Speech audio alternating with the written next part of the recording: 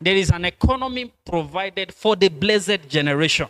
That economy is irrespective of where you find yourself.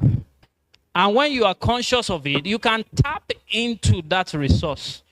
Tap into that resource, even in the wilderness. That's why he said, in the time of famine, he said, you will laugh. Say it one more time. There is a blessing upon my life. In fact, it is not a blessing. It is the blessing. Because that blessing is one. And the scripture tells us that the blessing of the Lord is upon the righteous. So when Jesus came, the blessing is no longer about the physical lineage of Judah or the physical lineage of Abraham. Jesus was crucified so that the blessing of Abraham might come upon the Gentiles. That's Galatians chapter 3, 13 and 14. He said, so that the blessing of Abraham might now come. So there is a new generation of the blessed, whom the other generation ought to serve. Proverbs chapter 13, verse 22. There is a new generation. Remember, it's just 2 generations. Never forget that.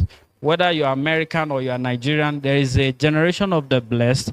There is a generation that is called to serve the people that are blessed. When a good man dies, he leaves an inheritance to his who? To his grandchildren. Remember, all the inheritance Abraham were leaving is the blessing. He said the wealth of the wicked is laid up for the righteous. Solomon, he said, I used to envy those people that are wealthy and they don't know God. He said, I used to envy them until I went into the house of the Lord. He said, when I went into the house of the Lord, I saw their hand. When I saw their hand, I stopped envying them. Don't envy a man who is wealthy but doesn't know God. Because his hand is horrible. If you see his hand, you will not envy him. Whether his hand in the physical or his hand in eternity. And the Bible now tells me that even their labor here on earth is stored up for the righteous. It's not that the blessed man does not work.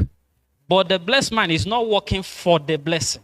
He's working with the blessing, from the blessing. In other words, when I join a company, I am not there so that the company can make me good. I'm there to bless that company. I am their advantage.